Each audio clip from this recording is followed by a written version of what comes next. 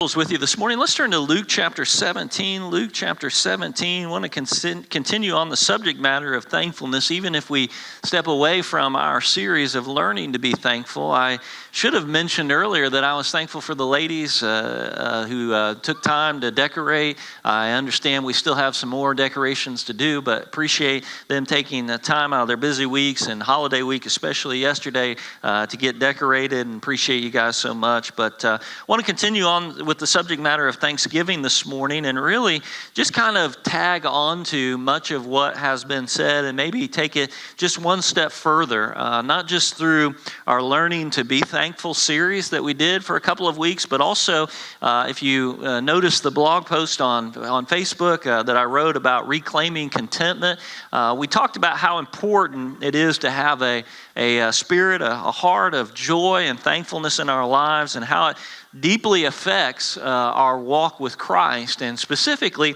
how we have all the reasons in the world for joy and all the reasons in the world for thankfulness, and their connectedness to the grace that we've received in Jesus Christ. And so I want to really just kind of tag on to that and kind of complete that circle, as you will, during this special holiday season. It's kind of the time of year, or at least I hope it is. It's a time of year when we have an opportunity a little bit to slow down and reflect on our lives. I hope you had that opportunity this past week with your family to just step away from the busyness of work and just kind of begin to reflect on what maybe the last year has been, or maybe if the last year's not been as great, maybe reflect on the new year that's coming, or just reflect on what you have. And that's one of the traditions at Miss Kelly's family that I particularly appreciate every year, is the opportunity to just kind of sit around and talk about how thankful we are for certain things and people and all of those types of things.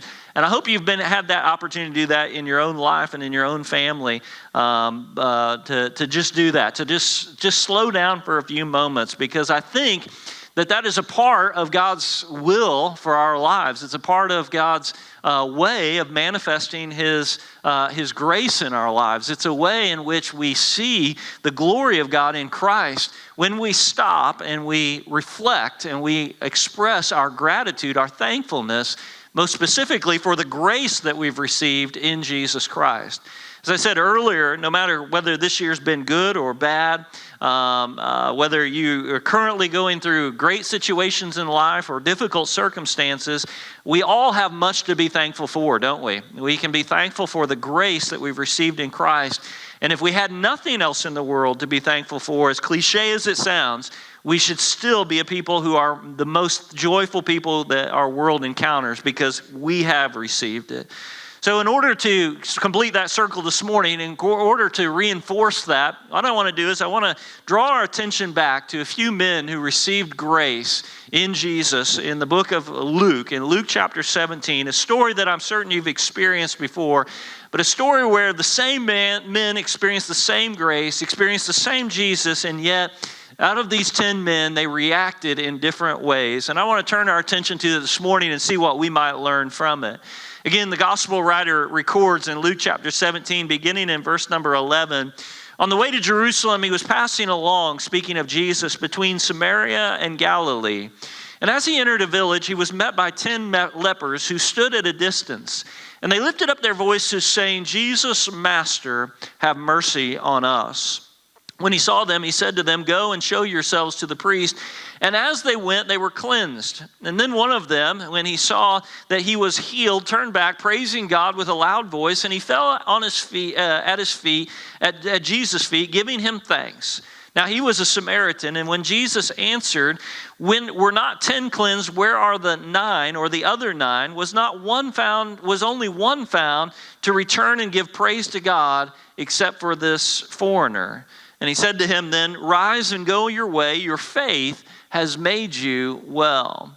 Luke tells this story, a story that I'm certain you have been familiar with and heard during this particular season in the past. In fact, it's a passage I've preached on before, but he tells this story about how one day Jesus was passing along between the areas of Samaria and Galilee, which is an interesting geographical location in the Gospels, because it's a place where we experience a population that is unlike some of the other stories that take place in the Gospel accounts.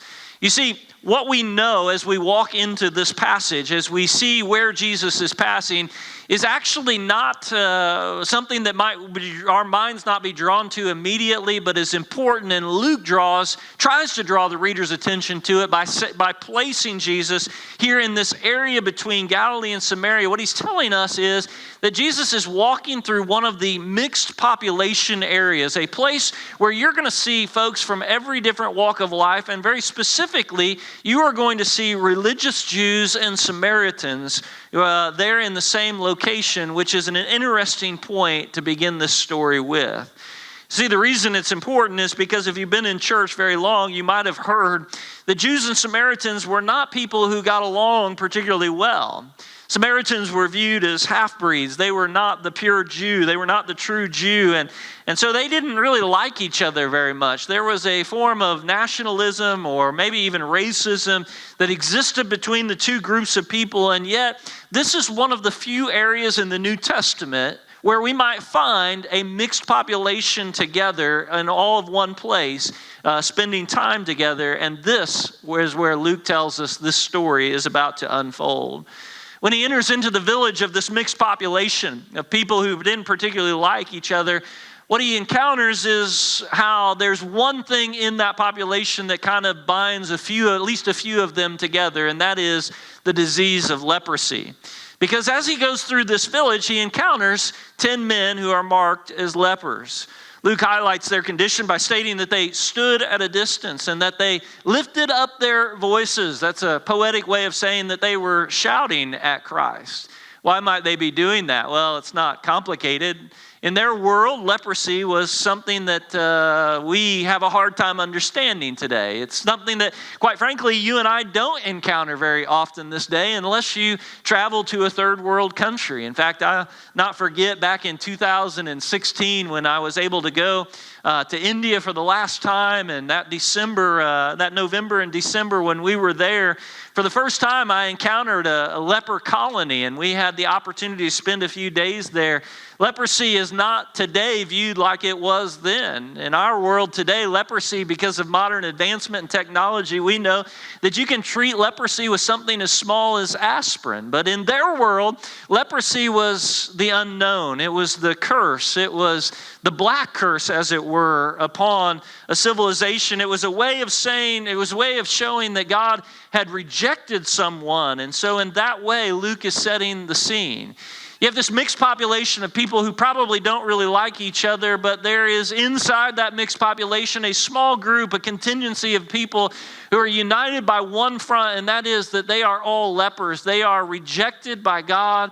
They are ostracized by their community. They are set aside because there is this belief in the contagiousness of the leprosy that they must be forced to live in their own civilizations, in their own colonies, and they're ordered to walk around and to shout out loud who they are, to single themselves out, to announce their presence, to cover every inch of their bodies with clothing so that they might be ostracized by an entire society.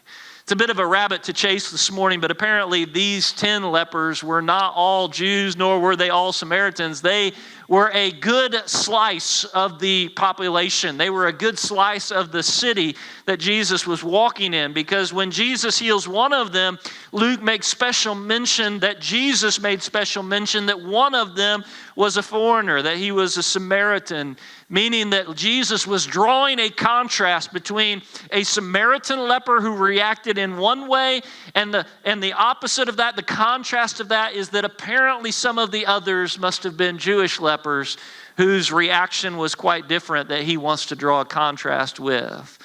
True to their condition, these men are joined together. They're secluded from society, unable to approach Jesus. But yet in this moment, they are united on one front, and that is that they are desperate for a miracle. They are desperate for somebody to make a change in their lives. And apparently, they were also united in the front that they believed that if anybody was going to make a change in their life, it was this Jesus. Because Luke tells us that as they saw Jesus moving about, they began to scream out, "Jesus, Master, have mercy on us." Their designation of him as master and their plea for mercy show something interesting, and that is that Luke shows that in this moment, these 10 lepers, these 10 ostracized folks, they recognize that Jesus was God. You say, how do you know that? Well, because you don't ask for mercy from somebody other than God. You don't call somebody that you've never met master unless you recognize them as deity. Where they heard of Jesus, Luke doesn't tell us. Who knows? But apparently, somewhere along the way, these 10 lepers of mixed heritage, of mixed existence, had heard of his miracles, had heard of his power, and they recognized something that they knew, that was that he alone was the cure for their condition. Luke says that when he saw them, I want you to stop there for a moment because there's a lot of grace just in that phrase. When he saw them, there's a lot of power in that simple statement that Jesus could have just walked past these men. He could have walked past these lepers. That's what everybody else did. Everybody else would ignore them. Everybody else would see them for what they were. They were social pariahs. They were outcasts. They were unlovables. They were the cursed of God. They were the damned. And yet Jesus doesn't walk by them. Jesus doesn't do to them what others would have done. Instead, they captured Jesus' attention so that Luke says that he stopped. I want you to catch that thought this morning because I want you to know that no one escapes the attention of Christ, not even you in this place this morning. You see, no matter how small you may feel that your world is, I want you to know that Christ hears you. That no matter how good or bad your situation in life might be, no matter how good or bad your circumstances are, no matter whether it's been a good week, a bad week, a good year, a bad year, whether or not you feel like you're cursed or whether or not you feel like you're blessed, I want you to know that nothing has changed in the last 1,000 years. Jesus knows who you are. He hears your cries. He hears when you reach out to him. And so I would encourage you, even before we reach to the end of the message, to reach out to him today. When Jesus saw them, he stopped and he says to them, "Go and show yourselves to the priest." And as they went, Luke then says they were cleansed. This is an interesting turn of events in this particular story because it's one of those miracles that we kind of miss the power of the events as they unfold because, quite frankly, the events aren't even described to us. Think with me back on how Jesus has done other miracles in the gospel accounts. There was a blind man where he spit in some dirt and he made some mud and he rubbed it on their eyes. There was a man lowered down through a roof, and there he makes a claim to the faith of his friends and tells him to get up and to walk, right? As you think about the miracles that we encounter in the Gospels, we notice Jesus always doing something, that he's doing something miraculous, that he's doing some great work that is then bestowed or shown to us. But in this case, Jesus doesn't spit in the mud. He doesn't call down fire from heaven or do anything really. In fact, all he does in this moment is say, "Go to the priest and show them yourselves." It's interesting. He doesn't ask for faith from them. He doesn't do anything other than speak, right? And so in that way, this miracle is unique because Luke shows us that in this miracle, the power that healed these men from this debilitating disease was his breath and his presence. Just simply when Jesus walked in and spoke the words, "Go and show yourself to the priest," that in itself was enough to bring healing. Then the story begins to take a turn. There were 10, remember, of mixed heritage coming together, united on one front. They were social pariahs, cursed with this terrible disease, reaching out to Christ for a miracle. Jesus doesn't say to them, "You're healed." He just says, "Go to the priest and show yourselves." And as they walk away, they notice something different, that they're cleansed. But there were 10, and then the story narrows our focus down to just one who turns around. We'll come back to him in a few moments, but now what is noticeable is the absence of the other 9. In fact, when the one returns, Jesus says, "Weren't there 10 that were cleansed? Where are the other 9? Let's ask that question for a moment this morning. Imagine yourself in their world for a few moments. You've been diagnosed with leprosy. You've been ripped away from your family. You've been forced to live in a colony of other lepers. And where would you go, right, when you were healed? Where is it that you would immediately find yourself heading to as soon as you realized you were healed? I'm guessing that some of these 9 probably did what you and I would do. They went to their houses. They wanted to see their families. We don't know their stories. Maybe they had been separated for a while. Maybe they'd just been separated. But you can see fathers going home to see their children, husbands going home to see their wives, sons going home to see their mothers, right? All these things that they wanted to participate in for years, that they had been forced to not do because of their debilitating disease. Now in a moment, as they realize they are healed, now in that moment, they would have had a natural inclination to do what you and I would do, and that is to go back to their families. Isn't going and spending time with your family something special? Isn't it something cherished? Isn't it something beloved? And after all, who knows how long they had been gone? Wouldn't that be just a good thing to do? It's not hard to imagine what they might have done. They would have gone and done what they most treasured. Preacher, we would be at church, but we've got to go and do this over here, right? And there's nothing more important than the family.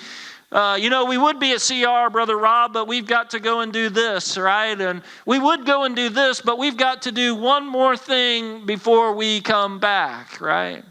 You can imagine maybe their excuses. Had somebody literally said to these 9, why didn't you come back?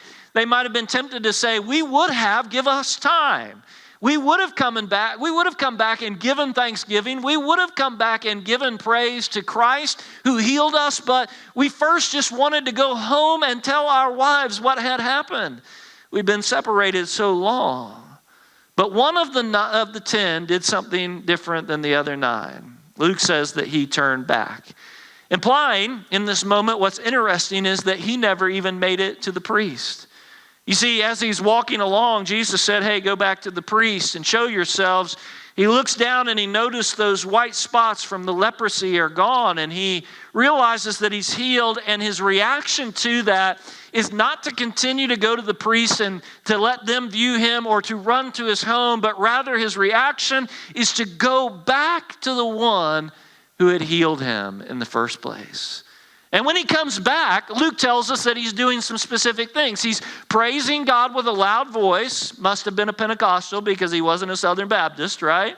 That he's falling at the feet of Jesus, speaking of his lordship, and he is giving thanks.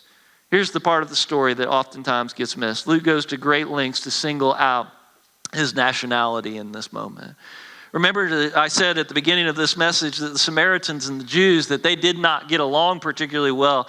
They viewed each other as rivals. The Jews viewed the Samaritans as half-breeds. They are the epitomes of the traitors to the Jews, and they have forsaken God even by building their own temple.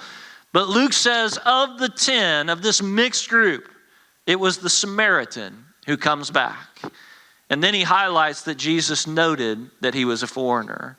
In other words, the purpose behind that highlight is to show the desperation of his condition. This man was estranged from God, not only through leprosy, but according to Jewish theology, he was separated from God by his heritage. And yet, Luke pinpoints him, Jesus pinpoints him, as the one who was willing to come back and thank Christ for his healing. You see, neither his leprosy nor his Samaritan heritage are the highlight of the actual story. Notice in verse 19, Jesus said, rise and go your way. Your faith has made you well. Let me ask you a question this morning. When Jesus does a miracle in the Gospels, what does he normally request of those people? Normally, he requests of them to have faith. To have the faith of a mustard seed that could move mountains, to tell a mountain to move from one place unto another. Over and over again, throughout the Gospels, he commends people to believe and then they will be healed. Right? Whether it was a paralytic, a demon-possessed man, a blind man, parents requesting healing for their children. In almost every case in the Gospels, Jesus asked for the presence of faith. Now, would you mind looking back and showing me in Luke chapter 17 in the healing of the 10 lepers where Jesus requested any of them to have faith? You see, it's not there because he didn't. Notice Jesus makes the proclamation after the man has returned, already having been healed. What's the point that I'm trying to make? You see, this healing is a little different than the many others that we encounter in the Gospels. Jesus healed the 10 lepers with no request on their part for faith, and their healing wasn't in any way a response to the faith. But then he concludes to the one who comes back and expresses thankfulness that he says to him, your faith has made you well. I have a theory about that, and I think that theory holds up pretty well. Let's try it on for size this morning. I think oftentimes in this life, we are often too focused on the physical. We live our lives as though if everything in the world were in place, this is the providence and the blessing of God. If I'm healthy, if my kids are healthy, if I'm happy, if I have money in the bank account, if everything is well, then that's the blessing and the providence of God, right? But I think Jesus was pointing out to this man a different type of healing. That his blessing wasn't going to be found in the physical world, because while all of the men experienced a physical healing of their bodies, it is only of this man that Jesus says, your faith has made you well. In other words, I think the type of healing that this man experienced compared to the other 9 is an entirely different type of healing than they had experienced. You see, those 9 were concerned about their physical conditions. They were concerned about their leprosy. They were concerned about their being ostracized from a society, being separated from their families. They were concerned with the physical world.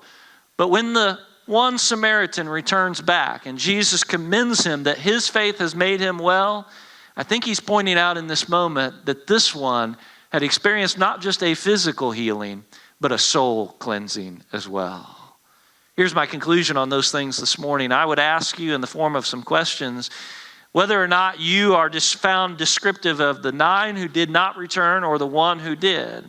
Meaning, are you often more concerned, am I often more concerned not so much with my soul's health, but whether my physical world is taken care of? Am I often fixated on what's going on in this life and whether or not there's enough money in the bank account, whether there's healing here? In fact, I had this conversation a couple of years ago with some folks that we were just in agreement, but we were having a difficult conversation about how to do ministry in these pandemic times and how do we know what to do and what not to do. And I made a comment that took them back a little bit. I said that I wanted my kids to experience a particular ministry because I said, one of my kids is not saved, and for me, if they were to go on that trip and they were to get saved, and even if they got COVID and passed away as a result of that, that would be a win for the Guffey family. And they looked at me with utter shock and said, how could you have that view? And our view on it was very simple, that there are some things in this world that are more important than this world itself. That there were some things that are just far superior in value. Jesus says this over and over in the gospel accounts, and he encourages people not to be fixated on mammon, not to be fixated on the things of this world, but to be fixated on the kingdom of heaven.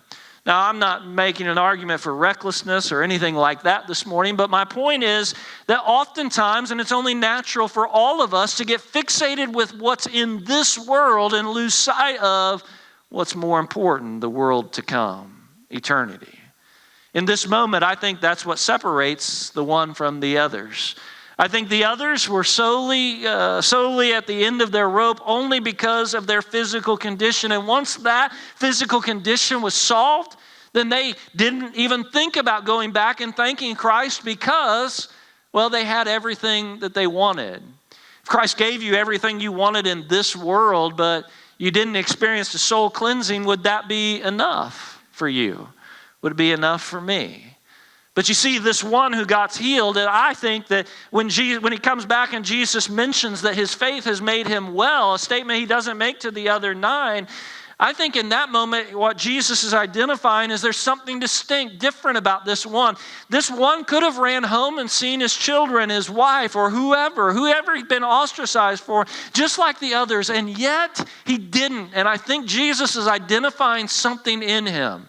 He's saying this one is focused on the eternal, not just the present. So I would ask you in the form of a question this morning, are you concerned with your soul's health as you are with your physical health in this life? Second of all, who do you identify with this morning, the 1 or the 9? And be careful how you answer that question. Because the one would have allowed no excuse to keep him from praising God. Nothing would stand in the way.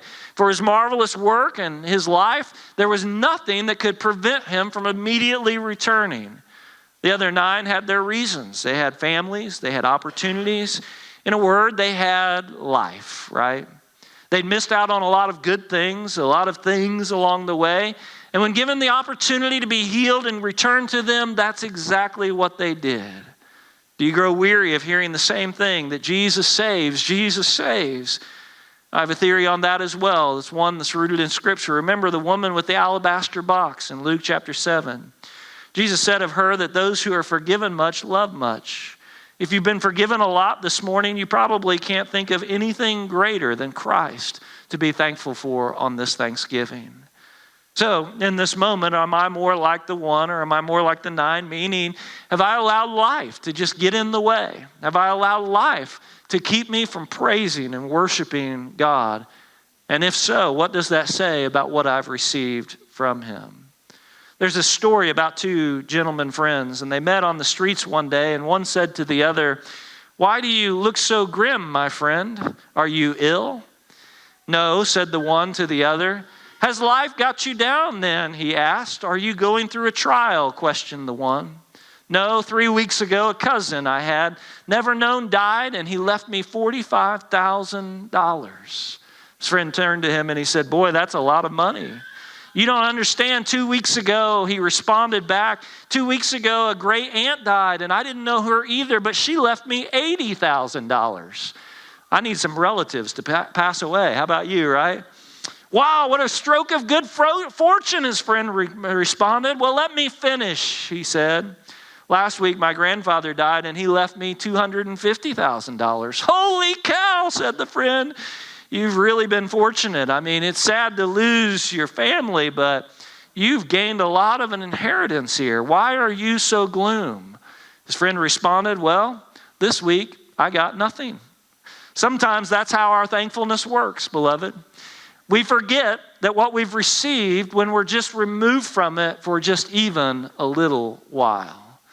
I think when I look at my own spirituality in my own life, sometimes it gets easy to forget to be thankful for what Christ has done the further I get removed from that glorious day when he saved me from my sin. The further I get removed from that moment where I bent my knee and will to his lordship and trusted in him, believed that what he had done on the cross of Calvary was enough to pay the penalty for my sin, the further I get removed from that, the easier it is for me to lose my thankfulness. The easier it is for life to get in the way. The easier it is for life to just get busy and for me to find a million excuses not to give thanks and praise to the one who saved me. But this morning, my encouragement, my challenge to you would be what it has been for several weeks now, and that is that if you've received the grace that is offered in Christ, the forgiveness of sin, then you have you have more than this world could ever offer to you, and you have all the reason in the world to be thankful and joyful. Not only this Thanksgiving season, but in all of life, in every day. I wanted to tell you an illustration, a story this morning. And I went back and forth, but since it's not involving anybody here, I think I can tell this story. I went to Wood's Supermarket on Friday and decided I was going to get some stuff and cook dinner for my family as they returned home from Nebraska. And anybody ever forgot your wallet? Beth Geyer, this would be a moment to raise your hand. Anybody ever forgot their wallet when they went to a gas station or a grocery store and you didn't realize it until it came time to pay? The lady in front of me did that. And she went all the way through and she checked out all of her groceries. And then the lady at Wood says, "Hey, your bill's going to be X amount of dollars." And like the sheer terror went across her face, right? And I mean, you could just see it. It was funny. But just sheer terror running across her face. And I remembered a story of someone else, right, who had this happen, and what a blessing it was that somebody behind them paid their bill. And I said, "I got it.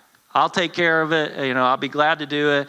And I happened to know the cashier, and the cashier said, "That's so nice of you, And the lady turned and looked at me, and she said, I can't thank you enough. I really appreciate that." And I said, "It's really no big deal. Just go ahead and bag her groceries, and then I'll throw mine on there, and we'll just pay for this." And she says, "That's wonderful. That's great." And they're bagging the groceries, and they begin to run mine through. And about that time, the lady goes, "Oh, man, I forgot some other things." And she literally goes back in the store and starts grabbing more things for me to pay for. The true story, honest to goodness, right?